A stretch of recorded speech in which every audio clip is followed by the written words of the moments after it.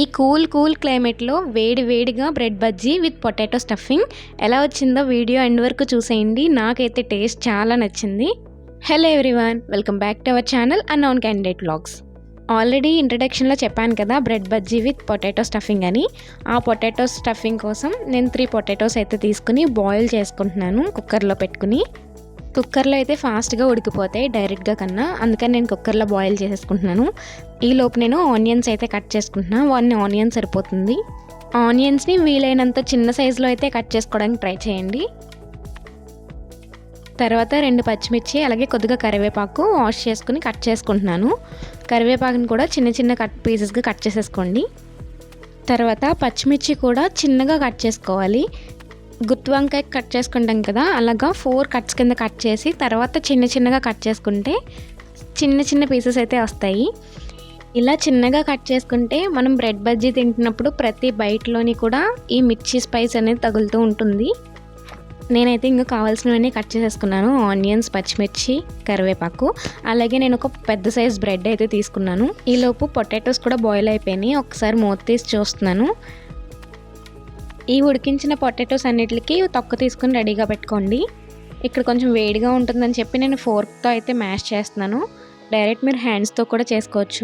నేను ఈ రెసిపీ అయితే ఇన్స్టాగ్రామ్లో చూశాను. ఫస్ట్ టైం చేస్తున్నాను, ఫ్లాప్ అవుతుందేమో అనుకున్నా, కానీ ఫ్లాప్ అయ్యే ఇంగ్రీడియంట్స్ ఏమీ లేవు ఇందులో.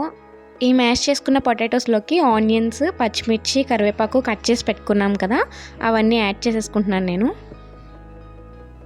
తర్వాత దీంట్లోకి రుచికి సరిపడినంత సాల్ట్,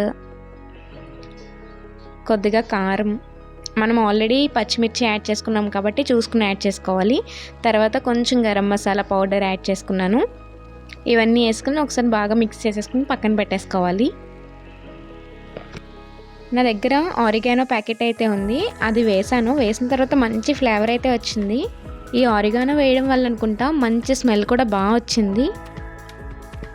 చిల్లీ ఫ్లేక్స్ కూడా వేద్దాం అనుకున్నాను, కానీ ఇదే కారంగా అనిపించింది, ఇంక అందుకని వేసుకోలేదు.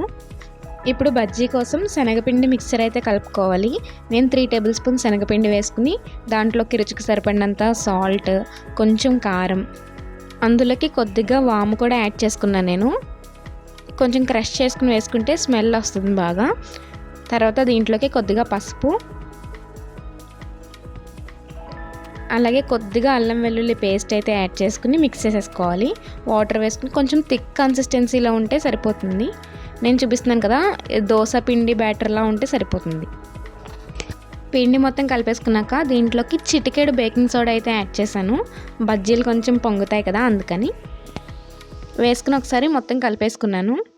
తర్వాత ప్యాన్లోకి డీప్ ఫ్రైకి సరిపడా ఆయిల్ వేసుకుని హీట్ చేసుకోవాలి. నేను ఇక్కడ 2 అయితే బ్రెడ్ స్లైసెస్ తీసుకున్నాను. ఈ బ్రెడ్ స్లైసెస్ మీద మనం రెడీ చేసి పెట్టుకున్న పొటాటో స్టఫింగ్ ఉంటుంది కదా, అదైతే పెట్టుకుంటున్నాను నేను. 2 బ్రెడ్స్ మీద కూడా మొత్తం పెట్టేసుకుంటున్నాను. 4 సైడ్స్ నీట్గా స్ప్రెడ్ చేసుకుని. స్పూన్తో ఎంత పెట్టినా స్ప్రెడ్ అవ్వట్లేదు, ఇంక అందుకని చెప్పి లాస్ట్లో చేత్తో అయితే పెట్టేసుకున్నాను. ఇలా అయితే కొంచెం ఫాస్ట్గా కూడా అయిపోతుంది. ఇక్కడితో ఆగకుండా దీని టేస్ట్ ఇంకొంచెం పెంచడం కోసం మా ఇంట్లో అయితే చీజ్ స్లైస్ ఉంది, నేను అది కూడా యాడ్ చేస్తున్నాను. ఒక బ్రెడ్ మీద ఈ చీజ్ స్లైస్ పెట్టి ఇంకో బ్రెడ్తో కవర్ చేసేసుకున్నాను నేను. కొంచెం ప్రెస్ చేసుకుంటే స్టఫింగ్ బయటికి రాకుండా ఉంటుంది. తర్వాత మీకు నచ్చిన షేప్లో అయితే కట్ చేసుకోవచ్చు. ఇంకో పక్క ఆయిల్ అయితే బాగా కాగిపోతుంది. ఇంకా నేను ఈ బ్రెడ్ స్లైస్ని తీసుకెళ్ళి ఈ శనగపిండి మిక్చర్లో అయితే యాడ్ చేసేసుకుని ఆ బ్రెడ్కి 2 వైపులా శనగపిండి అంటించి ఆయిల్లో వేసేసుకోవాలి డీప్ ఫ్రైకి. రెడీ చేసుకున్న 2 స్లైసెస్ కూడా యాడ్ చేసేసుకుని కొంచెం ఆయిల్లో ఫ్రై చేసేసుకోవాలి. కొంచెం షేప్ అటు ఇటు అయ్యింది, కానీ టేస్ట్ అయితే బాగుంది. కలర్ గోల్డెన్ కలర్లోకి వచ్చే వరకు ఫ్రై చేసుకోవాలి. నాకు ఎందుకో ఈ బ్రెడ్ స్లైసెస్ పెద్ద సైజ్ అయిపోయినట్టు అనిపించింది, అందుకని 4 పీసెస్ కింద అయితే కట్ చేసుకుని వేసుకున్నాను. ఇవి కూడా అంతే, గోల్డెన్ కలర్ వచ్చే వరకు ఫ్రై చేసుకుని తర్వాత తీసేసుకోవడమే. మేము నార్మల్గా బ్రెడ్ బజ్జీ వేస్తాను, కానీ ఇలా ఫస్ట్ టైం చేస్తున్నాను. టేస్ట్ చాలా బాగుంది, ఒకసారి మీరు కూడా ట్రై చేయండి. ఫైనల్లీ నా బ్రెడ్ బజ్జీ అయితే రెడీ అయిపోయింది. ఇప్పుడైతే నేను టేస్ట్ చేసి చెప్పేస్తాను మీకు ఎలా ఉందో. ఇవైతే ఫస్ట్ వేసిన 2, తర్వాత వేసినవి కూడా చూపిస్తాను. షేప్ ఒకటే వేరు, టేస్ట్ అయితే 2 ఒకటే కదా. అండ్ ఇవి తినడానికి కూడా ఈజీగా ఉంది చిన్నగా ఉండడంతో. ఇప్పుడైతే నేను టేస్ట్ చేసేస్తున్నాను. ఇక్కడ టొమాటో సాస్తో అయితే నేను తింటున్నా. టేస్ట్ అయితే చాలా బాగుంది. నేను ఎక్స్పెక్ట్ చేయలేదు, నిజంగా ఫ్లాప్ అవుతుంది అనుకున్నాను, కానీ టేస్ట్ బాగా వచ్చింది. నేను ఇంకా చీజ్ ఇలా సాగుతూ వస్తుందేమో అని ఎక్స్పెక్ట్ చేశాను. చీజ్ ఏమైపోయిందో కనిపించలేదు నాకు లాస్ట్లో, మొత్తం కలిసిపోయింది దాంట్లో. చీజ్ కొంచెం ఎక్కువ వేసి ఉంటే చీజీగా బాగుంటుందేమో. చీజ్ లేకుండా కూడా బాగుంటుంది, కానీ చీజ్ ఇష్టపడే వాళ్ళు ఒక 2 స్లైసెస్ వేసుకుంటే ఇంకా టేస్ట్ అయితే బాగుంటుంది. ఫైనలీ నా bread bajji with potato stuffing అయితే రెడీ అయిపోయింది అండ్ టేస్ట్ కూడా బాగుంది.